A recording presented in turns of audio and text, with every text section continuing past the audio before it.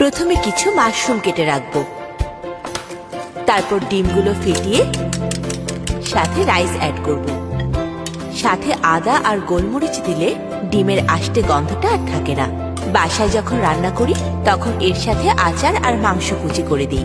আচার অ্যাড করলে রান্নার টেক্সচার ভালো আসে। তাছাড়া আচারে লবণ আছে, তাই এক্সট্রা লবণ দিতে হয় না। ভেজিটেবল অয়েলে রান্না করলে মাংস দ্রুত সেদ্ধ হয় আর স্মোকি ফ্লেভার আসে। তেল গরম হলে মাংসটা দিয়ে দেব, একটু নাড়াচাড়া করে সাথে আচার অ্যাড করে দেব। এরপর কাটা মাশরুমগুলো দিয়ে আরো ভাজতে থাকবো। সবকিছু ভাজা হলে সুন্দর একটা ঘ্রাণ আসবে। এরপরে এর সাথে রাইস অথবা নুডলস যাই অ্যাড করবেন, খেতে খুব মজা লাগবে।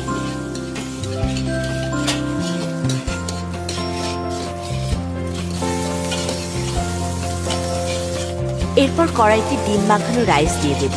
সোনালী রং না হওয়া পর্যন্ত ভাজতে থাকবো। তারপর ভাজা মাংস অ্যাড করে আরেকটু ভাজবো। রান্না শেষ, একটু পেঁয়াজ কুলি ছড়িয়ে দেব। রেডি।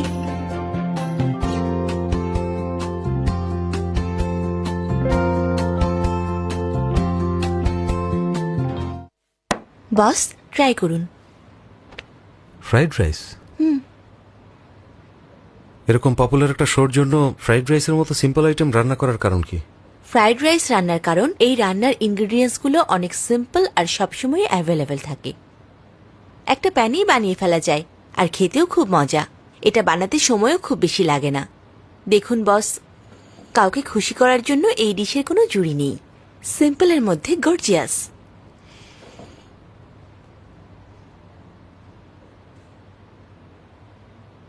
সিম্পল কোনো কিছু সুন্দর হলেও সেটা সিম্পলই থাকে, কখনো গর্জিয়াস হয় না।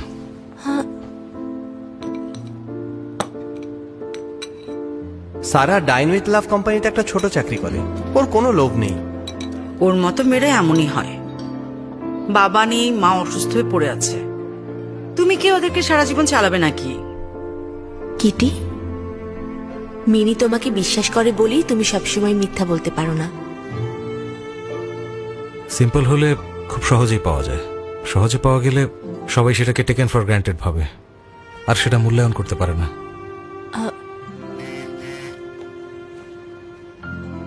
সারা, তুমি কখন আসবে?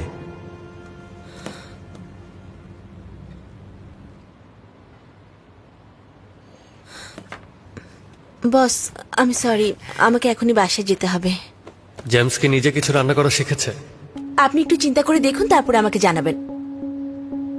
আচ্ছা, জিমের এই টেক্সটের মানেটা কি বলো তো আমাকে? আমি সেদিন তোমাকে দেখলাম পিআর টিমের সবার সঙ্গে খুব হাসাহাসি করছিলে। তুমি কি আমার হয়ে ওদের ফেক মেসেজ দিয়েছো? এসব কি বলছেন?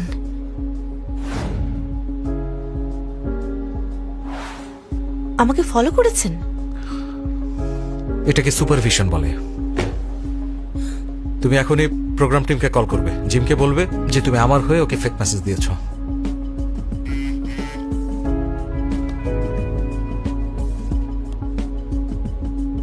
বাসায় আসবে কখন? স্যাম আর ওর মা এসেছে। বস, আমি সরি, আমাকে এখনই বাসায় গিয়ে মায়ের জন্য রান্না করতে হবে। অনলাইনে অর্ডার করা যায় না? এখানে এত খাবার পড়ে আছে, এগুলোও তো পাঠিয়ে দিতে পারো। আমি ভেবেছিলাম তুমি একজন দায়িত্ববান মানুষ, কখনো ভাবতেই পারিনি যে তুমি এত বড় মিথ্যেবাদী। বাসায় গিয়ে রান্না করবে।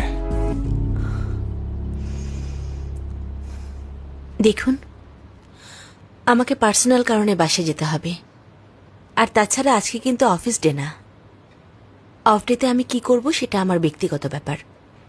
আমি সারাদিন কাজ করেছি, দায়িত্বে অবহেলা করিনি। আপনাকে কথা দিচ্ছি, 2 ঘন্টা পরে এসে সব খুলে বলবো যে কেন এই কাজ করেছি আমি। চাকরি চলে যাওয়ার পর তোমার আর কিছুই বলার দরকার হবে না। আর তাই কথা না বাড়িয়ে প্রোগ্রাম টিমকে কল করো। দেখুন, আমি স্বীকার করছি যে আমি ভুল করেছি, কিন্তু প্রোগ্রাম টিমের সাথে এই ঝামেলা সলভ করতে অনেক সময় লাগতো। হ্যাঁ, আমি আপনাকে জানাইনি, কিন্তু যা হয়েছে তা ভালোই হয়েছে। আচ্ছা, কোম্পানির প্রফিটের চাইতে এখন কি আপনি আপনার ইগোকে বেশি প্রাধান্য দিচ্ছেন না? ওদেরকে এখনই কল করো। প্রোগ্রাম টিমের সবাই বলেছে আপনি অনেক রুড, তবুও আপনার হয়ে কথা বলেছি। আমার হয়ে কথা বলতে পাঠাইনি তোমাকে। নিজের ক্যারিয়ারে উন্নতি করতে হলে তোমাকে অবশ্যই পারফরমেন্স দেখাতে হবে। আমি একটা বেটার লাইফের জন্য কাজ করি। আপনার মতো কাজের মেশিনকে আমার লাইফে ডিরেকশন দিতে হবে না। বাসায় রান্না করার জন্য যদি চাকরিতে রিজাইন দিতে হয় তাহলে এখনই রিজাইন দিচ্ছি।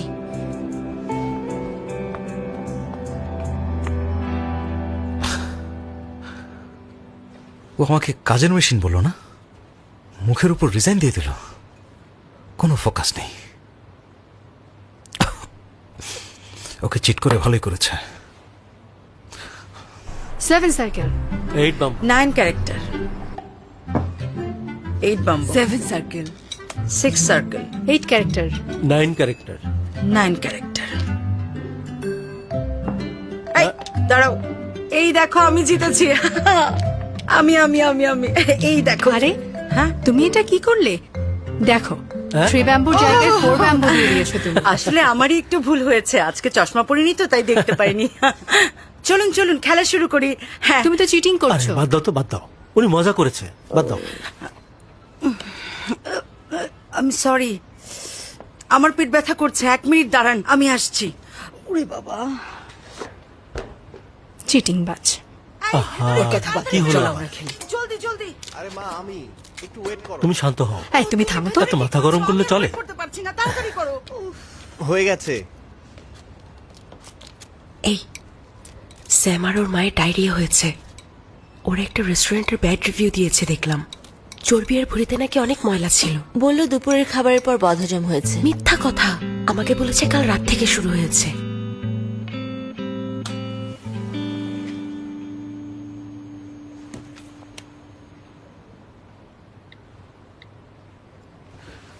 কন্ট্রাক্টটা তোমার লিগ্যাল ডিপার্টমেন্টে পাঠানোর কথা।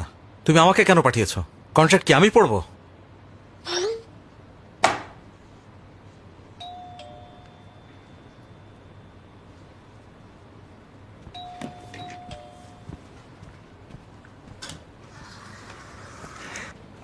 মিস্টার জেমস, শেফদের রান্না করা খাবারগুলো কিচেনে ছিল। মিস সারা খাবারগুলো আপনাকে দিতে বলেছেন আর একটা মেসেজ দিয়েছেন। বস, প্লিজ কাজের ব্যাপারে সিরিয়াস হন।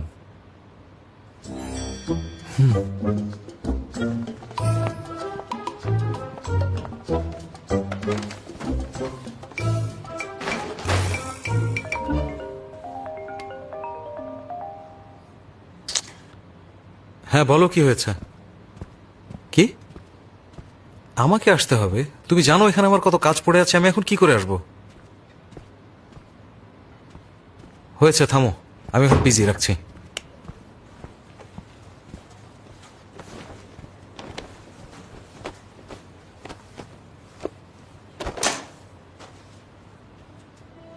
গাড়ির চাবি কোথায়?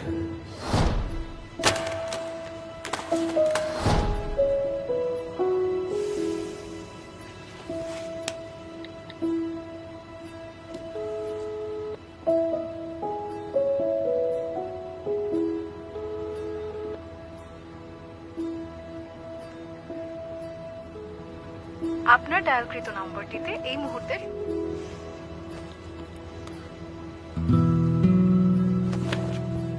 অ্যালেক্স, এইচআরকে বলো সারার ঠিকানাটা আমাকে এখনই পাঠিয়ে দিতে।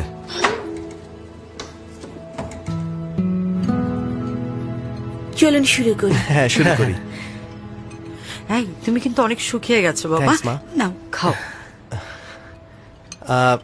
আমাদের এই নাও, সারা খাও। কিন্তু অনেক ট্যালেন্ট, আর এ কারণে অফিসে ওর প্রমোশনও হয়েছে। তাছাড়া ওর রান্নার হাতও খুব ভালো, তাই না?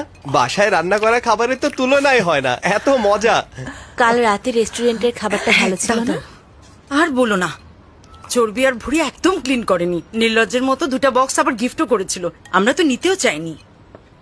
কিন্তু কাল রাতে এই সময় তুমি না চাংডুতে ছিলে? হ্যাঁ, মা কাল রাতে এনেছিল, আমি সেটা আজকে দুপুরে খেয়েছি। এখানে একটা কমেন্ট আছে খুবই ইন্টারেস্টিং। যেমন ধোকাবাজ মা তেমন ছেলে। ছেলেটার একটা গার্লফ্রেন্ড থাকা সত্ত্বেও ব্লাইন্ড ডেটে এসেছে। যাওয়ার সময় জোর করে চর্বি আর ভুঁড়ি নিয়ে গেছে। এদের একদম লজ্জা নেই। আমরা ব্যাড রিভিউ দিয়েছি তো, তাই ওরা ইচ্ছা করে এরকম করছে, বুঝেছো? ইচ্ছা করে? এখনো মিথ্যা বলছো। আমি নিজে তোমাদেরকে দেখেছি। কি দেখেছো তুমি? হ্যাঁ, রাগের মাথায় কি দেখতে, কি দেখেছো না দেখেছো তার যদি নেই। জানতাম ব্লাইন্ড ডেটে গেছো, ওখানে একটা থাপ্পড় দিতাম। তখন আসুনি কেন? হ্যাঁ, সারা আমার গার্লফ্রেন্ড, তুমি আমার গার্লফ্রেন্ড না। এভাবে কথা বলছো কেন? স্যাম, তুমি শুনে রাখো, সারা আর আমি একসাথে বড় হয়েছি। ও আমার নিজের বোনের মতো। তুমি আজকে এখনই সবকিছু ক্লিয়ার করে বলো। বলছে না কেন? এই থাম তো। সারা, বস এখানে, বস। ওকে শান্ত চুপ হয়ে করতে বস, বলো। শান্ত ও হয়ে আমাকে বস। বিশ্বাস করে না, কিন্তু তুমি তো আমাকে বিশ্বাস করো। তুমি তো এখানে কাজের জন্য এসেছো, রিটার্ন টিকিটটা দেখাও। আমার টিকিট তো ফেলে দিয়েছি। কিন্তু এটা তো অফিস ট্রিপ ছিল, রিটার্ন টিকিট তো ফেলার কথা না, ফেলেছো কেন? টিকিটের দাম অনেক কম, আমিও তো খেয়াল করিনি। আবারও মিথ্যা বলছো। ফ্রিতে খাওয়ার জন্য তোমার মাকে নিয়ে এখানে চলে আসো, আর টিকিট ফেলে দিয়েছি। কি ফ্রিতে? এসবের মানে কি? আমি কি ফ্রিতে খাই? একটা কল দিয়ে অর্ডার দিলেই তো বাইরে থেকে কত খাবার চলে আসে। আর এগুলো এগুলো কি? এগুলো কি মুখে দেবার মতো কোনো খাবার হলো নাকি? আমি কি এসব খেতে এখানে আসি? আমি আসি শুধু আমার ছেলের জন্য। এসব খাবার আমি খাই না। তুমি এভাবে কথা বলছো কেন? হ্যাঁ, আসলে আসবে, না আসলে নেই। কে জোর করছে?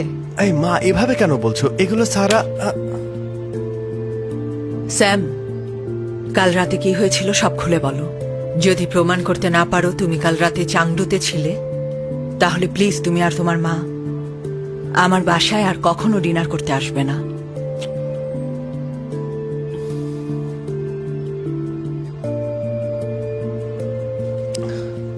সারা, আমাকে বিশ্বাস করছো না কেন? তুমি তুমি আমাকে অনেক কষ্ট দিচ্ছ। থামো স্যাম, ওদের সাথে কথা বলার কি দরকার? কেন সব ক্লিয়ার করতে হবে? তুমি তো আছো ওষুধের উপর বেঁচে, ডায়াবেটিক সহ হাজার সমস্যা, ডায়ালিসিস আর টাকার কারণে বেঁচে আছো। তোমার এত অসুস্থতার পরেও আমার ছেলে এতদিন তোমার মেয়ের সাথে প্রেম করেছে, আর তুমি বলছো আমরা যেন এখান থেকে চলে যাই। তুমিই তো চেয়েছিলে আমরা যেন এখানে এসে ডিনার করি। আমরা তোমাদের জন্য অনেক করেছি, বিনিময়ে কখনো কিছু চাইনি, আর তুমি আমার ছেলেকে সন্দেহ করছো।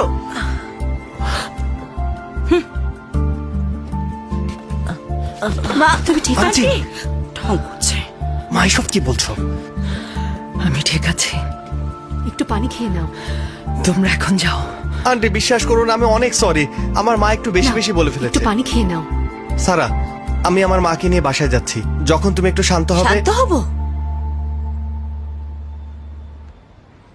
আমি শান্তই আছি। তুমি আমাকে বিশ্বাস করছো না কেন? বিশ্বাস তো করতেই চাই, যেহেতু শান্ত আছি তাই শান্তভাবেই বলছি। আমাকে প্রমাণ দেখাও যে তুমি সত্যি বলছো, পারবে? তুমি আসলে কি বলতে চাইছো? হ্যাঁ, তোমার বেস্ট ফ্রেন্ড তোমাকে কি বলেছে না বলেছে সেজন্য তুমি আমার সাথে ব্রেকআপ করবে? তুমি জানো না আমি কতটা ভালো? তোমার উপরে অসুস্থ মায়ের চাপ। আমি যদি তোমাকে ভালো না বাসতাম তাহলে কি তোমার সাথে থাকতে চাইতাম? আমি তোমাকে প্রতিদিন কল করে গান শোনাই কেন? আমার মা প্রতিদিন এখানে এসে ডিনার করে কেন? সারা সপ্তাহ কাজ করে ক্লান্ত থাকি, তবুও দেখা করতে আসি। তুমি ভালো রান্না করো তাই? তোমার তাই মনে হয়? শুধু তোমাকে খুশি করতেই আসি। তাহলে আমার বাসায় খেতে আসো আমাকে দয়া দেখানোর জন্য? নয়তো কি? তুমি তুমি দাঁড়াও, তোমাকে আমি আরে, কি করছো? তুমি ঠিক আছো? তোমার জন্য এগুলো হচ্ছে। মা। সরে যাও। এই, সারা, তুমি ঠিক চলে আছো? যাও, ওর কাছে আসবে না। এরকম করছো তুমি কেন? ইচ্ছে করে এমন এরকম করেছো, না। তুমি কেমন ছেলে? এরকম করো না। একদম ওর সারা, কাছে আসবে না। কথা শোনো। চিটার। আমি সবসময় মনে করতাম যত্ন আর ভালোবাসার কোনো বিকল্প হয় না, কিন্তু কেউ যখন খুব সহজে এসব পেয়ে যায় তখন সে আর সেগুলোকে গুরুত্ব দিতে চায় না, সব ভুলে যায়। তোমরা এখনই এখান থেকে বের হয়ে যাও। আরে এলিনা, থাম, কি শুরু করেছিস? তোমার কি? এরকম করো না। মা, শোনো। আরে থামাও না ওকে। সরে যাও। আপনারা ছাড়ো না। আরে কি শুরু করলে? ছাড়ো আমার আমাকে। কথা শোনো। আরে ছাড় তুই। কি করছিস তুই এভাবে? থাম। আরে থাম। বস, আপনি?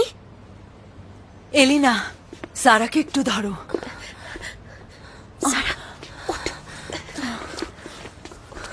Mister James, hello.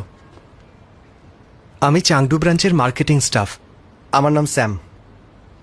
আমার ছেলে স্যাম ডাইন উইথ লাভ কোম্পানির চাংডু ব্রাঞ্চের মার্কেটিং ডিরেক্টর। অনেক ব্যস্ত থাকে। আমাদের চাংডু ব্রাঞ্চের মার্কেটিং ডিরেক্টর তুমি নাকি? না, আমি আসলে একদিন ডিরেক্টর হতে চাই। Very good. কোম্পানিতে তোমার মতো এনার্জেটিক মানুষ দরকার।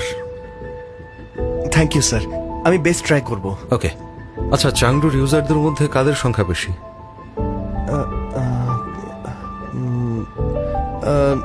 Young generation. প্রতি এজ গ্রুপের প্রপোর্শন কি? সেটা সেটা আসলে ডাটার উপরে ডিপেন্ড করে। আমার এখন ঠিক মনে পড়ছে না। এই সিজনের ক্লিকস কালেকশন এবং শপিং কার্টের কনভার্সন রেট কত বলো তো? মিস্টার জেমস, এক মিনিট, আমি রিপোর্ট দেখে বলছি। সবকিছুই রিপোর্টে দেয়া আছে। টার্গেট কাস্টমারদের অ্যাকুরেট অ্যানালিসিস থেকে বেস্ট মার্কেটিং এর প্ল্যানিংটা পাওয়া যায়। অ্যাকুরেট অ্যাক্সেস আর ইফেক্টিভ কনভার্সন তোমার মার্কেটিং ডিপার্টমেন্টের রেসপন্সিবিলিটি, কিন্তু তুমি সব থেকে বেসিক প্রশ্নের উত্তরটাই জানো না।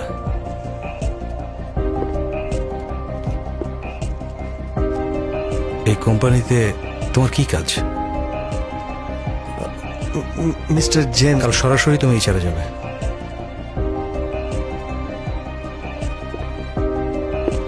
Mister James. সারা